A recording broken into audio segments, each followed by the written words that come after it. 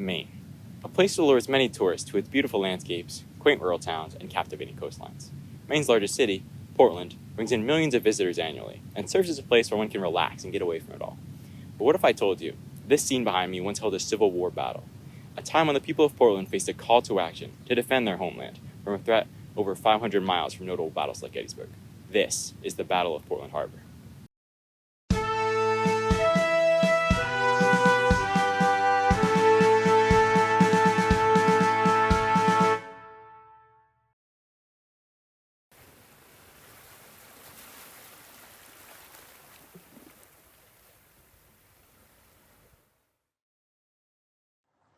During the Civil War, the Confederates struggled to keep up with the Union's naval superiority. The Union utilized a naval blockade strategy designed to cripple Confederate logistics by blocking maritime operations. The Confederate response was a tactical commerce raiding. Commerce raiding is when naval forces engage with merchant ships dealing with the enemy with the intent of commandeering and or destroying them. With this in mind, the U.S. government deployed the Revenue Cutter Service, or RCS. Founded by Alexander Hamilton in 1790, the RCS was intended to enforce maritime law. As one participant in the battle stated, an RCS ship's duties correspond more nearly to those of a policeman than of a soldier. The U.S. RCS Caleb Cushing became a familiar sight in Portland Harbor, and its crew well known throughout the town. On June 26, 1863, Captain George Clark of the Caleb Cushing died of a heart attack. Lieutenant Dudley Davenport assumed command upon his death. Davenport was infamous among the people of Portland. As a Southerner who remained loyal to the Union, many people were hesitant to trust him. And when the Cushing went missing the next day, June 27, 1863, Davenport was the prime suspect. With the disappearance of the Cushing, the people of Portland became agitated and confused. Soon, a mob had formed at Portland Harbor as citizens grew eager to pursue Davenport and the missing ship. Local military units, including the 7th Maine and 17th Maine, stationed here, Fort Preble, Cape Elizabeth, commanded by Major George Andrews, to prepare weapons for any civilian volunteers brave enough to join the fight, as well as cannons to aid the pursuit. One ship that would play a major role in the battle to come, the steamship Chesapeake, was enlisted to join the pursuit that morning by then Portland Mayor Jacob McClellan. The other, the passenger steamer Forest City, witnessed firsthand the escape of the Cushing.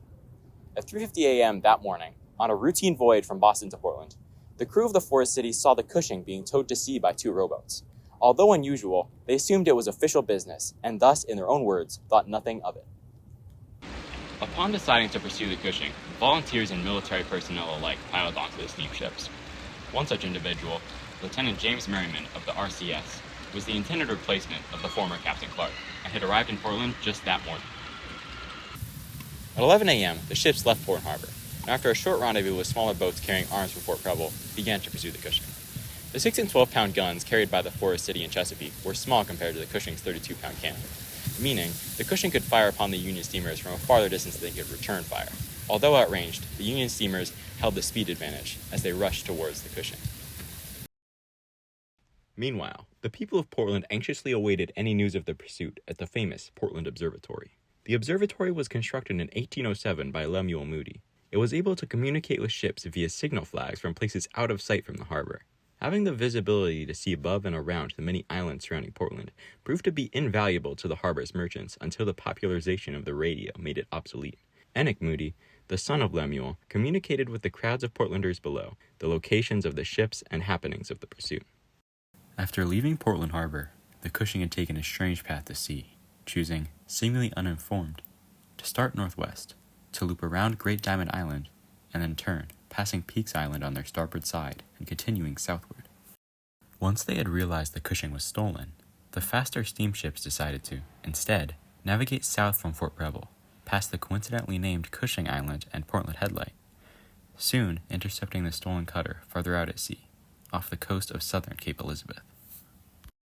By 11:20 a.m., the Forest City was around 15 miles offshore from the famous Portland Headlight, and closing in on the runaway ship, so close that they were now taking fire from the Cushing's 32-pound cannon. The commander of the Chesapeake, Naval Inspector Layton, a man stationed in Portland to oversee the construction of small naval vessels, strategized with Captain Liscombe of the Forest City they would try and get close enough to board the cutter. As the chase continued, the Union steamers continued to take fire from the Cushing's large gun, and as soon as they were close enough to consider returning fire, after one shot fell far short, the Union ships noticed a rowboat fleeing from the Cushing waving a white flag.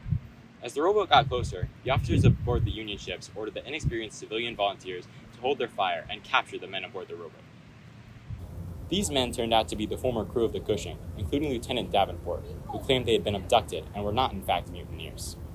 These captured sailors did not receive a warm welcome aboard the Union ships, but instead one of panic and criticism. 2 more rowboats fled the Cushing, that was now billowing smoke from her hull, and attempted to escape the Union pursuers. But the question remained, who were these fleeing captors? The steamers easily caught up to the runaway rowboat and discovered one Lieutenant Charles Reed of the Confederate States Navy and his crew. Reed officially surrendered to Lieutenant Merriman, who, at around 2 p.m., witnessed the ship he was meant to command dramatically explode as the flames reached her magazine that held the ship's store of gunpowder.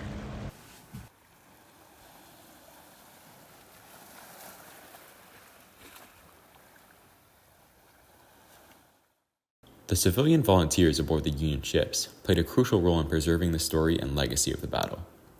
Reporters from the newspaper Eastern Argus, the predecessor of the Portland Press Herald, described the battle's happenings in detail best illustrated by a participant, conducting interviews with sailors and keeping track of the times and events of the battle firsthand.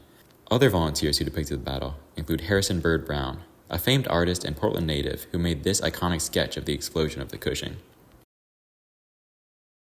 But the battle was not yet over, as another ship was on the horizon. The Union steamers intercepted this ship and discovered it to be the Southport-based fishing schooner Archer, crewed by more Confederate sailors. But the question remained, who were these Confederates that made it to Maine, and how did they steal these ships? Lieutenant Charles Reed, the Confederate naval officer who stole the Cushing, was a graduate of the U.S. Naval Academy in Annapolis, Maryland. Upon the secession of the Southern states, Reed decided to join their efforts in support of his home state of Mississippi. Aboard the CSS Florida, a Confederate cruiser with the mission of commerce raiding off the coast of Brazil, Reed decided to commandeer the captured sailing brig, Clarence, and use it on raiding missions of his own.